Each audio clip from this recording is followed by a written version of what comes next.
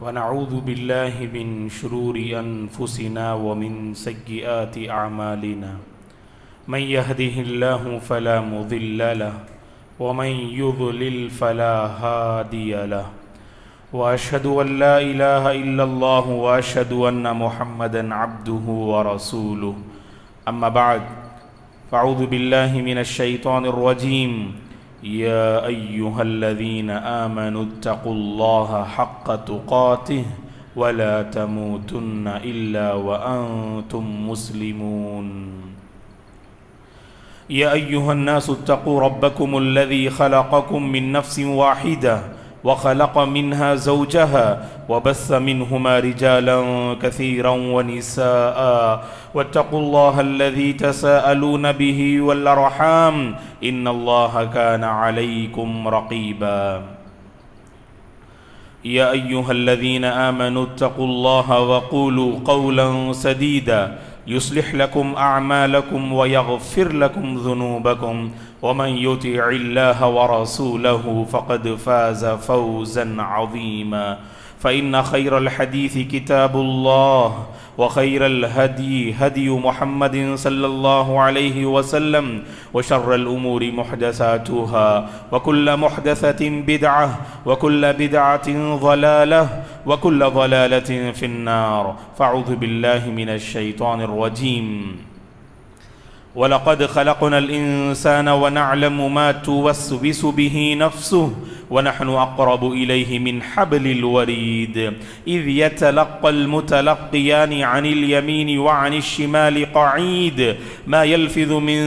قَوْلٍ إِلَّا لَدَيْهِ رَقِيبٌ عَتِيدٌ وَجَاءَتْ سَكْرَةُ الْمَوْتِ بِالْحَقِّ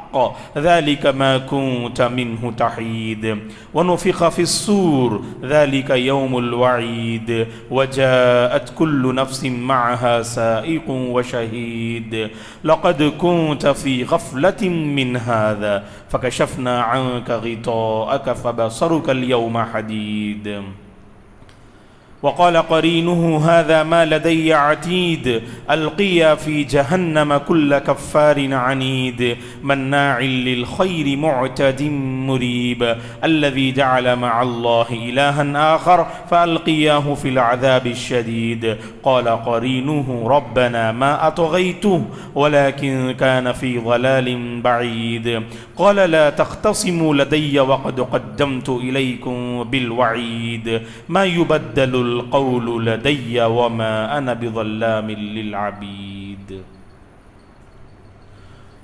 ومن يبتغ غير الإسلام دينا فلن يقبل منه وهو في الآخرة من الخاسرين ہر قسم کی تعریف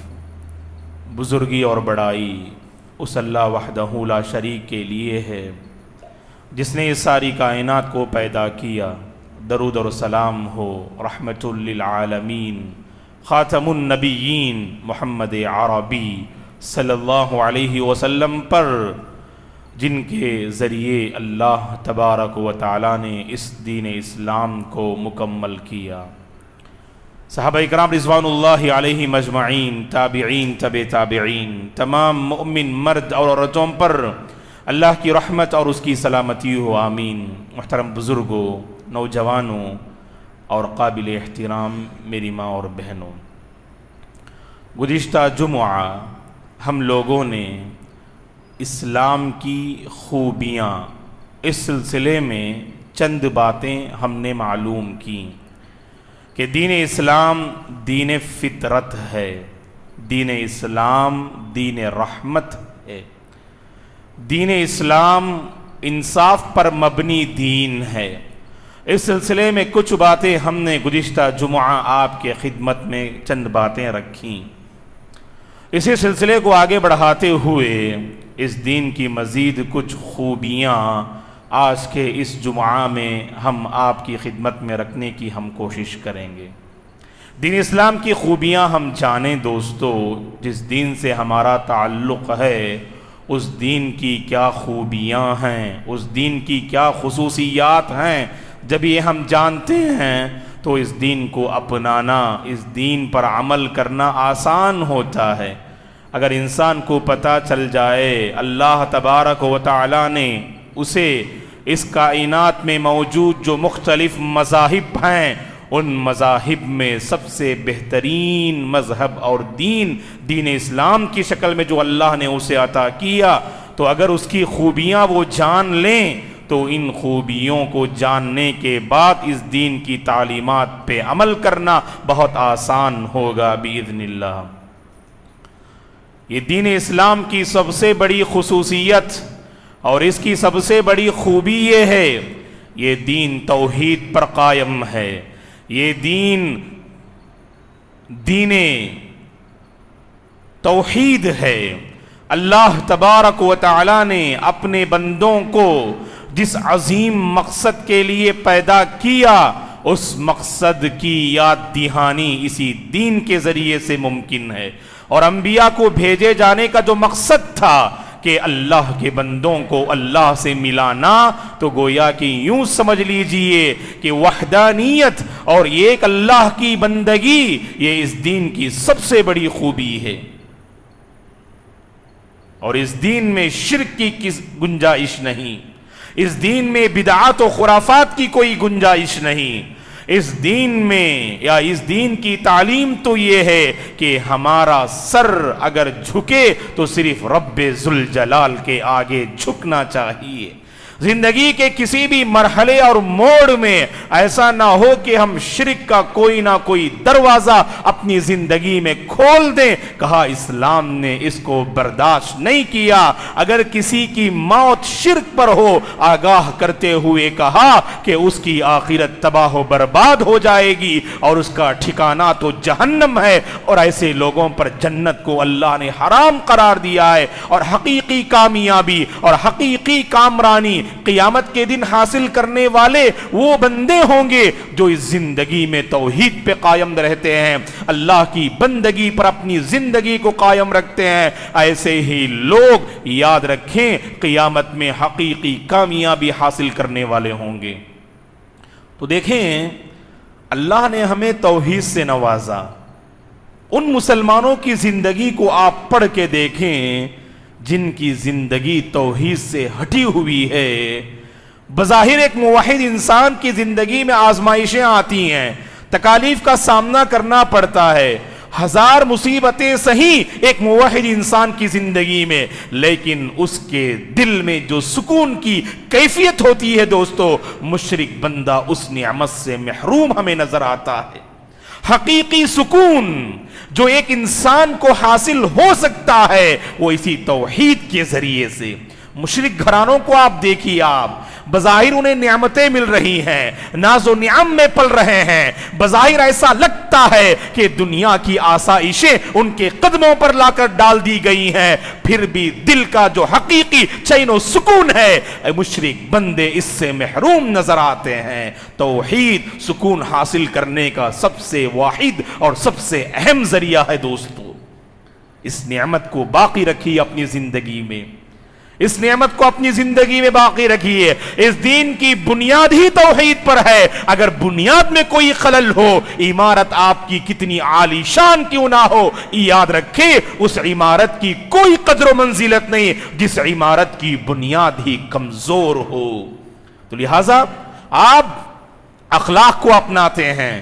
رذائل سے بچتے ہیں، اخلاقی گراوٹوں سے اپنے آپ کو دور رکھتے ہیں، بہت ساری اچھائیاں اور خوبیاں آپ کے اندر نظر آتی ہیں، لیکن دین اسلام کی جو سب سے نمایاں خوبی ہے، جو توحید ہے، اگر آپ کی زندگی میں نہیں تو دوستو سمجھ لیجئے گا کہ آپ حقیقی سکون اور صحیح منہج سے آپ ہٹے ہوئے ہیں۔ یہ منہج ربانی ہے توحید، یہ صراط مستقیم کی علامت ہے۔ آپ کی زندگی صراط مستقیم پر گامزن ہے، باقی ہے۔ اس کی سب سے بڑی دلیل یہ ہے کہ شرک کی کوئی ملاوٹ نہ ہماری زبان میں ہو اور نہ ہمارے کردار میں ہو اور نہ ہمارے افعال میں ہو اور نہ زندگی کے کسی معاملے میں ہو۔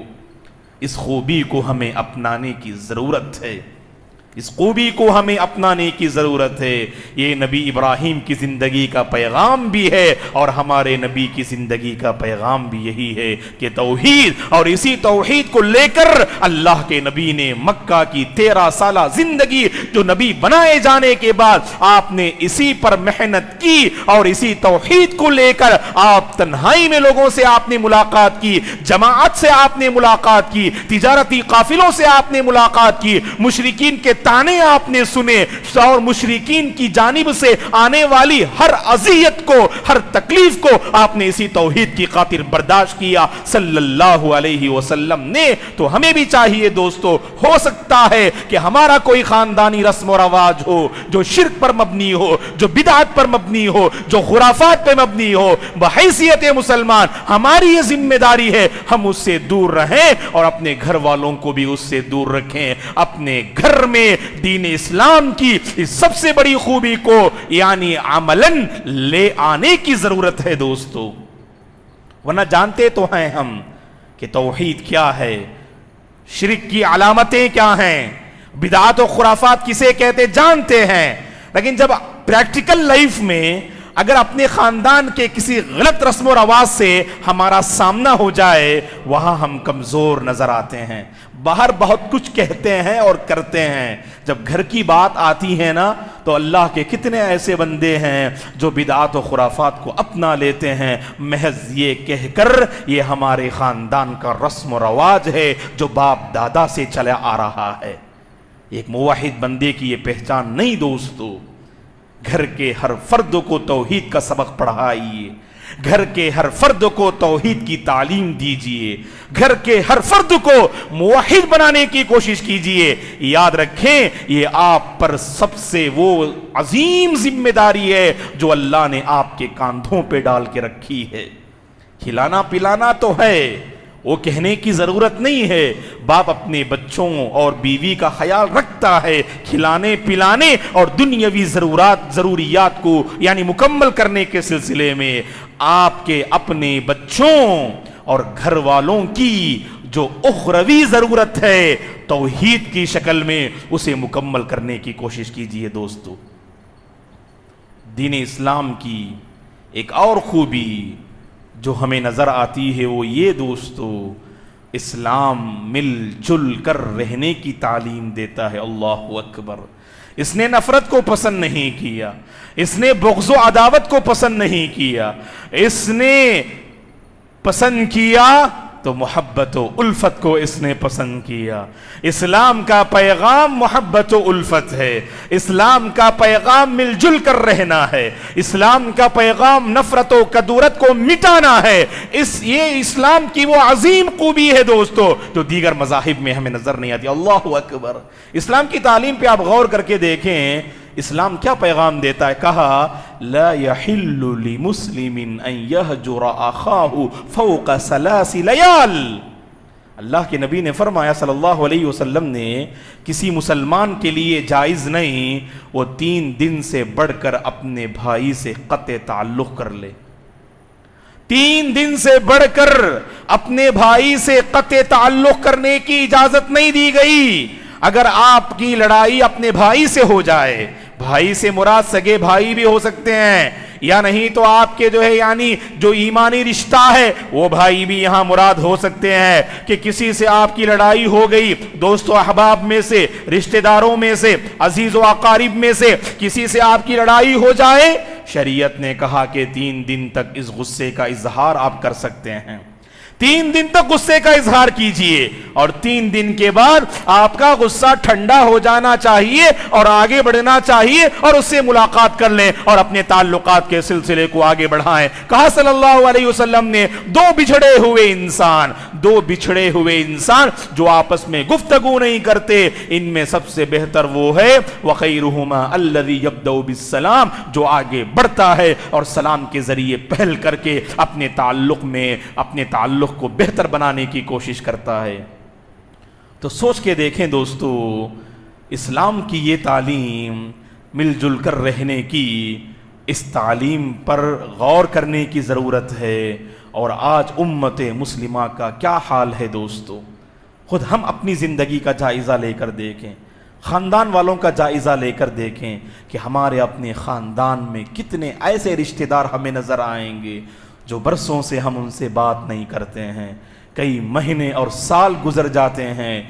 کسی موقع پر کسی بہانے سے لڑائی کا سلسلہ شروع ہوا، کبھی اللہ رحم کرے نسل در نسل وہ لڑائی چلی آتی ہے۔ دوستو، اسلام اس کی تعلیم نہیں دیتا ہے، یاد رکھیے آپ۔ منافرت کو، نفرت کے ماحول کو اسلام نے پسند نہیں کیا۔ اگر واقعی اگر آپ چاہتے ہیں کہ آپ کے خاندان والے آپ کی طرح دیندار بنے تو سب سے پہلے چاہیے ان کے اور آپ کے درمیان تعلقات میں بہتری ہونی چاہیے۔ دوستو، یہ تعلقات میں بگاڑ ہے، یہ سب سے بڑی رکاوٹ ہے خیر کو منتقل کرنے میں، بھلائی کو منتقل کرنے میں۔ آپ موحد ہیں، آپ دیندار ہیں، آپ دین کے پابند ہیں، آپ چاہتے ہیں کہ یہ دینداری آپ کے خاندان میں منتقل ہو، آپ تعلقات میں جو بگاڑ ہے اس کی اصلاح نہیں چاہتے ہیں، تو بتائیے کہ ان کے دین میں جو بگاڑ ہے اس کی اصلاح کیسے کر سکتے ہیں آپ؟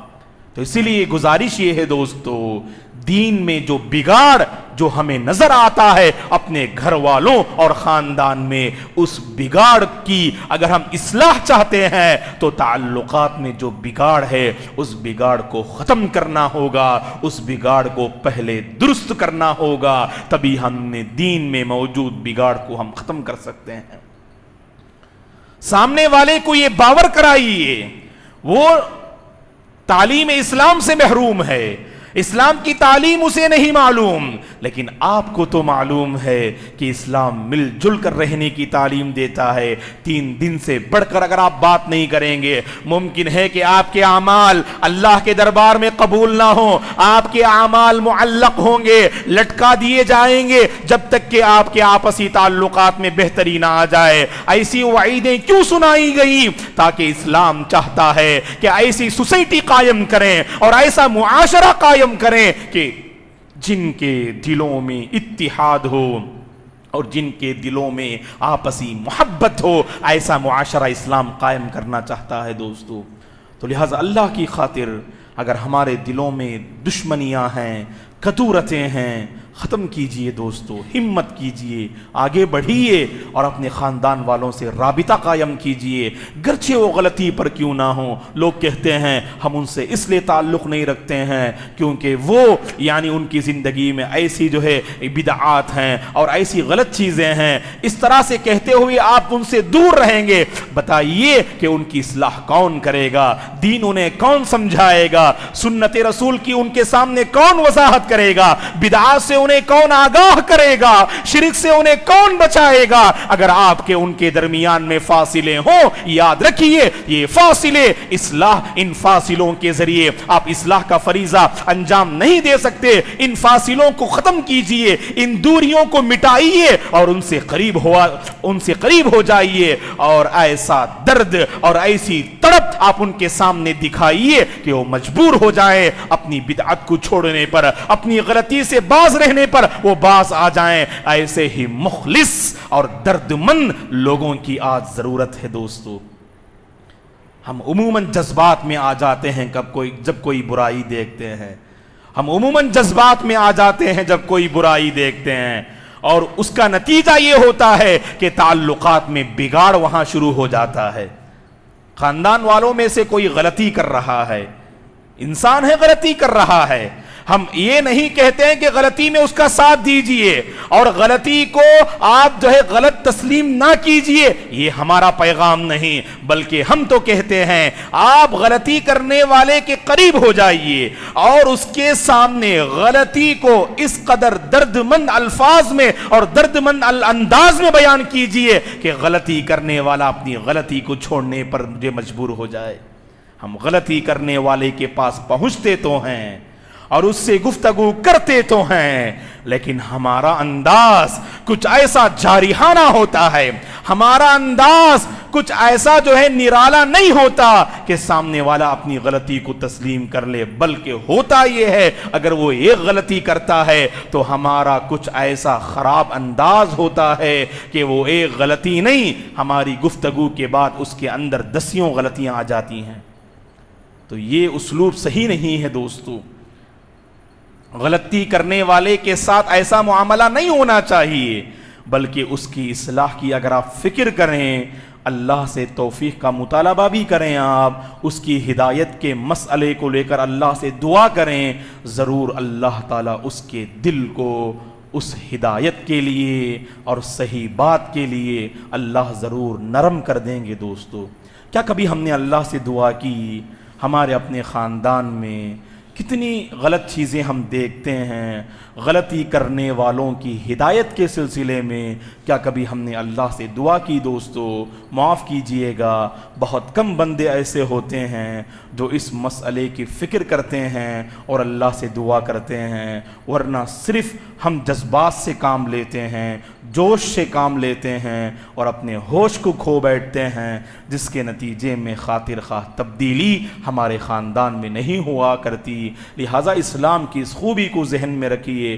یہ سب سے بڑی خوبی ہے، اسلام مل جل کر رہنے کی تعلیم دیتا ہے۔ لہٰذا میں نوجوانوں سے بھی گزارش کروں گا کہ نوجوانوں اپنی دوستی میں آپ اللہ تبارک و تعالیٰ کے دین کو شامل کیجئے، اللہ کی خاطر دوستی کیجئے۔ اگر کسی سے آپ دشمنی کرتے ہیں، اس دشمنی کی بنیاد بھی دین کی بنیاد پہ دشمنی ہونی چاہیے۔ دین کی بنیاد پر دشمنی کا مطلب کوئی آپ کو مسجد سے روکتا ہے، کوئی آپ کو دین پر عمل کرنے سے روکتا ہے، اس سے دوستی کرنے میں آپ کی آخرت کے لیے جو ہے خطرہ ہو سکتا ہے، لہذا آپ اس سے جو دشمنی اختیار کریں گے، اس معنی میں آپ اس سے اپنے تعلقات کو کم کر لیجئے، سلام کی حد تک رکھیے۔ تو یہ دراصل جو ہے الحب فی اللہ والبغض فی اللہ، اللہ کی خاطر دوستی ہو، اللہ کی خاطر محبت ہو اور اللہ کی خاطر دشمنی ہو، یہ اسلام کی وہ عظیم تعلیم ہے دوستو جس پر ہمیں غور کرنے کی ضرورت ہے اور جس کو ہمیں اپنانے کی ضرورت ہے۔ اور خاص کر میں تمام سے اپیل کرتا ہوں، مرد حضرات سے بھی اور خواتین سے بھی اپیل کرتا ہوں، خاص کر خواتین سے میری گزارش یہ ہے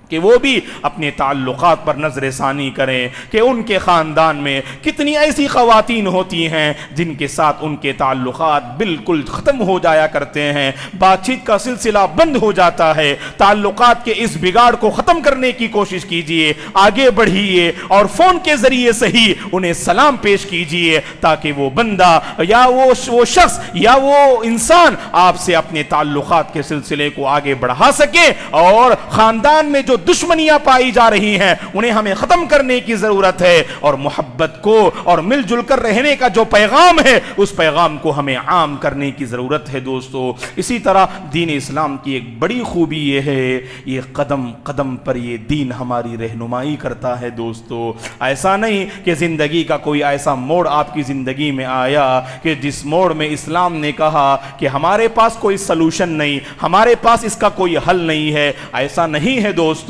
کوئی بھی مسئلہ آئے آپ علماء سے رجوع کیجئے، جاننے والوں سے رجوع کیجئے، آپ کی زندگی کا جو پرابلم ہوگا اس پرابلم کا صحیح سلوشن قرآن اور حدیث کی روشنی میں علماء پیش کریں گے۔ یہ اسلام کی سب سے بڑی خوبی ہے دوستو۔ لہٰذا اس معاملے میں اگر ہم دیکھتے ہیں زندگی میں خوشی کا موقع ہو یا غم کی گھڑی ہو، اسلام ہمیں تعلیم دیتا ہے خوشی کیسے منانا چاہیے اور غم کا اظہار کیسے کرنا چاہیے۔ یہ اسلام کی بہت بڑی خوبی ہے دوستو۔ خوشی کے موقع پر خوشیوں کا عطا کرنے والا منعم حقیقی اللہ کو نہیں بھولنا چاہیے، اور غم کے موقع پر غم کے اظہار کرتے ہوئے ایسا نہ ہو آپ تقدیر کو برا بلا کہنے لگ جائیں، اللہ کو برا بلا کہنے لگ جائیں، ایسا کردار ہمارا نہیں ہونا چاہیے، بلکہ خوشی کے موقع پر اللہ کو یاد کرنا اور غم کے موقع پر صبر کے دامن کو تھامنا۔ زمانہ جاہلیت میں جو غم کے موقع پر مصیبت کی گھڑی میں جو اپنے جو ہے گریبان کو چاک کر لیا کرتے، اپنے چہروں کو مار لیا کرتے اور جو ہے واویلا مچایا کرتے،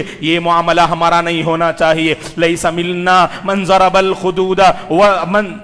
وشق الجیوب ودعا بدعوى الجاہلیہ، فرمایا صلی اللہ علیہ وسلم نے مصیبت و غم کے موقع پر اگر کوئی اپنے گریبان کو چاک کرتا ہے اور زمانہ جاہلیت کے دعووں کا جو ہے نعرہ لگاتا ہے، اللہ کے نبی نے فرمایا اس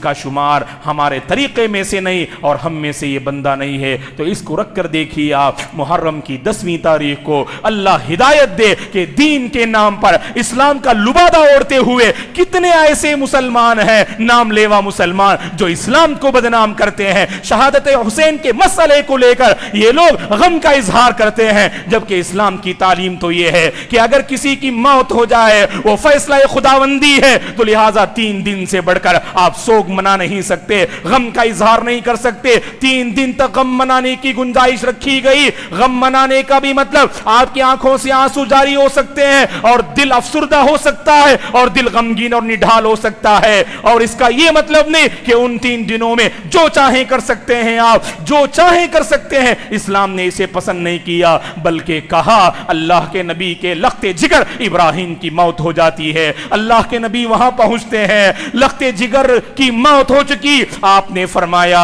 بے شک دل غمگین ہے, آنکھوں سے آنسو جاری ہے, لیکن اپنے رب کے فیصلے سے ہم راضی ہیں, اپنے رب کے فیصلے سے ہم راضی ہیں. ایک مسلمان کی پہچان ہوتی ہے دوستو. لہٰذا شہادت حسین کے موقع پر غم منانا اور اپنے آپ کو جو ہے یعنی تکلیف پہنچانا, یہ اسلام کی اللہ کی قسم یہ ہرگز تعلیم نہیں ہے دوستو. یہ اسلام سے ہٹے ہوئے لوگ ہیں جو ایسی حرکتیں کرتے ہیں. اسلام تو 3 دن سے بڑھ کر سوگ منانے کی اجازت نہ دی, بلکہ ہم مقدس مہینے میں ہیں, اس مہینے کی ہمیں قدر کرنی چاہیے. یہ حرمت والا مہینہ ہے جسے محرم کا مہینہ کہتے ہیں. عام مہینوں کے مقابل میں اس مہینے میں گناہوں سے دور رہنا یہ ہم سے مطلوب ہے. نیکیوں میں آگے آئیں, نفل روزوں کا اہتمام کریں. خاص کر عاشورے کے سلسلے میں کہا گیا کہ اس دن کے روزے کی فضیلت پچھلے سال کے گناہوں کو یہ روزہ معاف کر دیتا ہے. اور یہودیوں کی مخالفت کرتے ہوئے کہا کہ 9 تاریخ کو روزہ رکھا کریں. اس مہینے کی 9 تاریخ کو روزہ رکھنے کی اللہ کے نبی نے تعلیم دی تاکہ یہودیوں کی مخالفت کرنے کے لیے. تو یہ حرمت والا مہینہ ہے, یہ حرمت والا مہینہ ہے, اس کی حرمت کی ہمیں قدر کرنی چاہیے. اور اس مہینے میں عام مہینوں کے مقابل میں گناہوں سے دور رہنا اور نیکیوں میں آگے رہنا مطلوب ہے دوستو. تو لہٰذا اسلام کی یہ سب سے بڑی خوبی ہے, قدم قدم پر ہماری رہنمائی کرتا ہے اور ہمیں تعلیم دیتا ہے کہ خوشی کے موقع پر ہماری کیا سوچ ہو اور غم کے موقع پر ہمارا کیا رویہ ہونا چاہیے. اللہ تبارک و تعالیٰ سے دعا ہے کہ پروردگار ہم سب کو دین اسلام کی تعلیمات زندگی کے ہر قدم پر اپنانے کی توفیق عطا فرمائے. دین اسلام کی تعلیمات کو سمجھ کر اس کو اپنی زندگی میں نافذ کرنے اور اپلائی کرنے کی اللہ تبارک و تعالی ہم میں سے ہر ایک کو توفیق عطا فرمائے. جب تک پروردگار ہمیں اس دنیا میں باقی رکھے اس کے دین اسلام پہ باقی رکھے, اور جب ہمارا خاتمہ ہو پروردگار دین اسلام پر خاتمہ نصیب فرمائے. آمین. اقول قولی ھذا واستغفر اللہ لی ولکم ولسائر المسلمین من کل ذنب فاستغفروه انه الغفور الرحیم.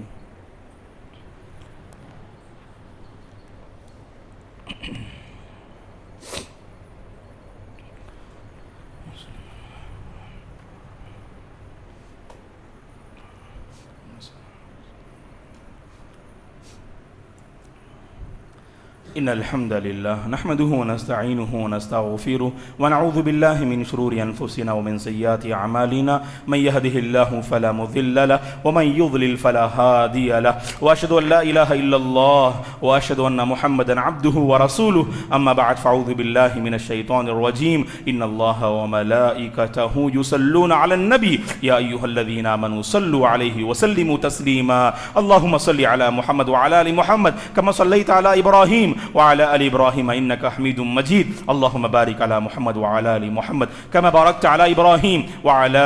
آل إبراهيم إنك حميد مجيد اللهم اعز الاسلام والمسلمين واذل الشرك والمشركين ربنا لا تزغ قلوبنا بعد اذ هديتنا وهب لنا من لدنك رحمه انك انت الوهاب اللهم احفظ الاسلام والمسلمين اللهم انصر الاسلام والمسلمين اللهم انصر الاسلام والمسلمين اللهم ارنا الحق حقا وارزقنا اتباعه وارنا الباطل باطلا وارزقنا اجتنابه اللهم انا نسألك علما نافعا ورزقا طيبا وشفاء من كل داء وعملا متقبلا اللهم ارزقنا الإخلاص في القول والعمل اللهم ارزقنا الإخلاص في القول والعمل اللهم إنا نسألك حسن الخاتمة اللهم إنا نسألك